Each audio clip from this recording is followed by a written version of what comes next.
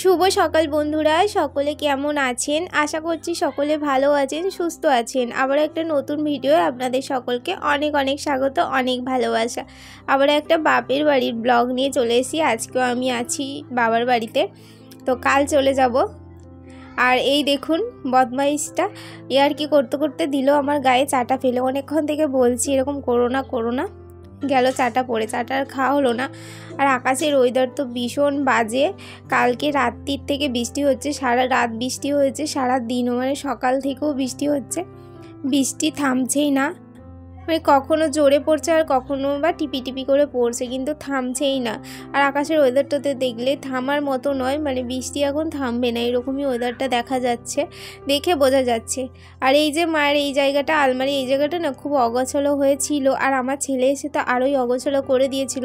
ভাবলাম এখন তো কোনো কাজ নেই, তাহলে আমি এখানটা পরিষ্কার করে নিয়ে একটু গুছিয়ে দিই।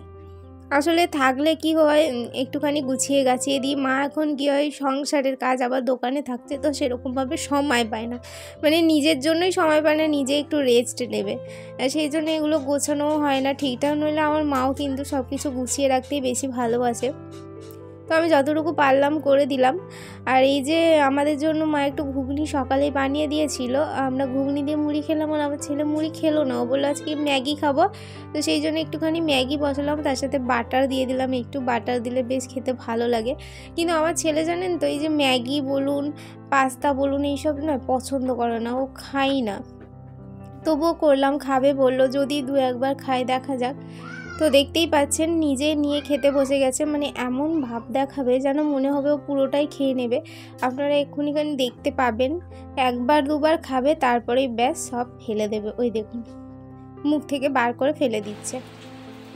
কালকে রাত থেকে এতটা পরিমাণে বৃষ্টি হচ্ছে, সকালের দিকে অল্প পরিমাণে একটু কমেছিল, মানে টিপ টিপ টিপ করে বৃষ্টি হচ্ছিল, কিন্তু বৃষ্টি হচ্ছিল না তাও নয়, কিন্তু যত বেলা হচ্ছে তত আরও বেশি জোরে বৃষ্টি হচ্ছে। আর তার সাথে পুরো আকাশ মেঘ করে আছে, মানে পুরো কালো হয়ে রয়েছে।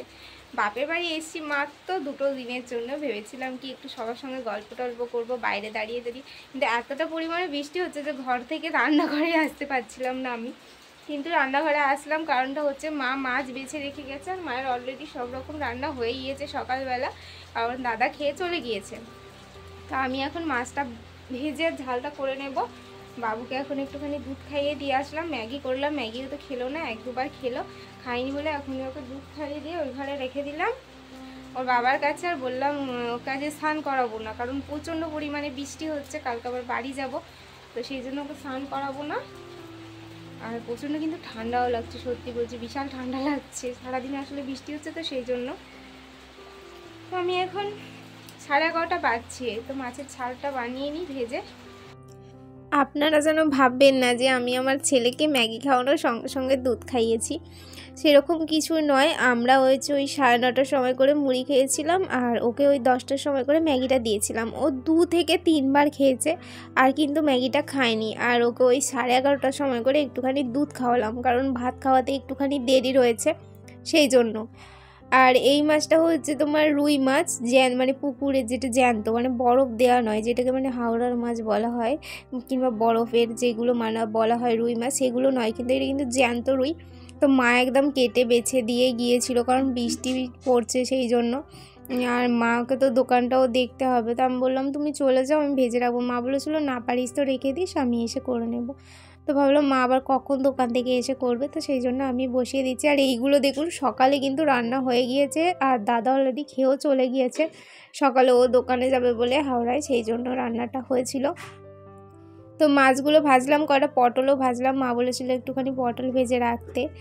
আর এই যে এখন আমি মাছের মশলাটা কষিয়ে নিলাম, এর মধ্যে হচ্ছে সর্ষে, পোস্ত, পেঁয়াজ, কাঁচা লঙ্কা, টমেটো সব কিছু দিয়ে একটা মানে মশলা করে নিয়েছিলাম। 2 দিন বৃষ্টি হয়েছে, তার মধ্যে প্রচণ্ড পরিমাণে ঠান্ডা লাগছে। আর আমি মোটা জামা কাপড় কিছু আমার ছেলের জন্য নিয়ে আসিনি, আমাদের তো এইখানে রয়েছে, কিন্তু আমার ছেলের জন্য নিয়ে আসা হয়নি, কারণ এতটা পরিমাণে গরম পড়ে গিয়েছিলো। আর আমি তো জানি তাহলে আমার শ্বশুরবাড়ি এখানের থেকে বাবার বাড়ি এখানে আরও একটু গরম থাকে, কারণ এইদিকে কলকারখানা বেশি, তো সেই কারণে আমি না ওর মোটা জামা সেরকমভাবে নিয়েই আসিনি। আর প্রচণ্ড কিন্তু ঠান্ডাও লাগছে, ওকে ডবল ডবল করে জামা পরিয়ে রাখতে হচ্ছে আমাকে। তো দেখুন এখনও পর্যন্ত কিন্তু বৃষ্টি থামেনি। আমি স্নান টান করে এই যে খাওয়া দাওয়া করতে বসে গেছি। সকালে হয়েছিল মাশরুমের তরকারি, আর এখানে আছে পটল ভাজা, আর এইখানে আছে হচ্ছে ওই যে মাছের কারিটা করলাম, আর তার সাথে ঘন ঘন করে মুসুরির ডাল করেছিল টমেটো দিয়ে, তার সঙ্গে দই ছিল, আর ছিল নিম পাতা আলু সেদ্ধ। কিন্তু আমি ওটা খাইনি, কারণ আমার প্রচণ্ড না অম্বল করছে, সেই জন্য আমি আর খেলাম না ভয়ে। আর আমার ছেলে তো ভাত টাত না খেয়ে একটুখানি দই খেলো। আর এখন বিকালে একটুখানি বৃষ্টিটা থেমেছে, তো সেই জন্য আমি একটুখানি দোকানে যাচ্ছি। ভাবলাম আজকে একটু দোকান থেকে ঘুরে আসি, কালকে তো বাড়ি চলে যাব। তো এসে দেখছি মা এখানে যে চপ টপ ভাজতে শুরু করে দিয়েছে, আর মায়ের দোকানে যাবার আছে, সেই জন্য আমি মাকে বলছিলাম যে তুমি যাও দোকানে, আমি হচ্ছে কটা ভেজে দিচ্ছি। মা বলছে না না তোকে করতে হবে না। যে কী আছে তা করি, তো তুমি যাও আমি করে দেবো। আসলে কি বলুন তো, এখন তো রোজা মাস চলছে, তো ওরা ওই সন্ধ্যের দিকটাই তোমার নামাজ টামাজ পড়ে সব খাওয়া দাওয়া করবে, চা এই ধরো তেলে ভাজা। আর এই যে বাপি এখানে বসে আছে, বাপি তো আগুনের সামনে যেতে পারে না, নইলে বাপি এইসব কিন্তু খুব সুন্দর বানাতে পারে, কিন্তু বাপির এখন আগুনের সামনে যাওয়া হবে না। বাপির হচ্ছে চোখ অপারেশন হয়েছে, সেই জন্য। এই দোকানে কিন্তু আমার দাদাই আগে ছিল, কিন্তু হাওড়ার দোকানে আমার বাপি থাকতো, কিন্তু এখন ওই দোকানটায় দাদাকে যেতে হচ্ছে, বাপি এখন যেতে পারছে না, সেই জন্য। আর এই দিকটা মা ওই ভাজাভুজিগুলো করে দেয়, যেগুলো মানে তেলে ভাজা হয়, আর বাপি হচ্ছে বসে বসে সব দেয়। আর আমার ছেলে তো মামার বাড়ি এসে ভীষণ খুশি, দেখতেই পাচ্ছেন কেমন খেলা করছে, আর দোকানে এসে তো একটা শেষ হচ্ছে তো আবার একটা নিচ্ছে, এরকমটাই করছে। একটা চিপস খাওয়া হলো, একটা পাস খাওয়া হলো, আবার তো চা দেখছে তো চা খাওয়া হলো। তো দোকান থেকে এসে এই যে আমি এখন একটা কুমড়ো নিয়ে বসেছি। এটা হচ্ছে আমাদের গাছেই হয়েছিল। আমার মায়ের হাতে না যাই কিছু লাগাক না কেন তাতেই ফল হয়, আর অনেক কিন্তু হয়ও। আমি যেই লঙ্কা গাছগুলো লাগাই সেইগুলো কিন্তু আমার হয় না, আর মা সেম দানার লঙ্কা বীজ লাগায় এখানে, কিন্তু প্রচুর লঙ্কা হয়। আমি এখান থেকে নিয়েও যাই এবং আপনাদেরকে সেই গাছগুলোও দেখিয়েছি কত সুন্দর হয়েছে, কিন্তু আমার হয় না কেন কি জানি না, হয়তো মায়ের মতো করে বসাতে পারি না, সেই জন্য হয়তো হয় না, কারণ মা মাটিটা আগে ভালো করে বানিয়ে তারপর বসায়। কুমড়োটা দেখুন কত সুন্দর হয়েছে, এখনও কিন্তু কাঁচা, পাকলে তো আরোই বড়ও হতো, আর কালারটাও কিন্তু আরও সুন্দর হতো। এগুলো কি কুমড়ো বলে আমি জানি না, কিন্তু কুমড়োটা খেতে খুব একটা খারাপ ছিল না, বেশ ভালোই লাগছিল। মা বলছিল আজকে কি রান্না করব, ঠান্ডার মধ্যে ভাত আর কি রাত্রে করব, শুকনো খাবার করে ফেলবো। আমি বললাম ঠিক আছে শুকনো খাবারই করে ফেলো। মা বললো তাহলে লুচি করবো, আর তরকারি তাহলে কি বানাবো। আমি তরকারি তাহলে কুমড়োটা তো আছে, একটু কুমড়ো আলুর তরকারি বানাই। তো মা এখন দোকানে রয়েছে, সেই জন্য আমি কুমড়ো আলুটা কেটে তরকারিটা বসিয়ে দিলাম, যতটা এগিয়ে রাখতে পারি, কারণ মায়ের আস্তে আস্তে 9টা বেজে যাবে, তারপরে তাড়াহুড়ো করে এসে আবার এখানে রান্না বান্না করবে। তো ভাবছি যতটা এগিয়ে রাখতে পারি ততটাই মায়ের সুসার হবে, তাই না।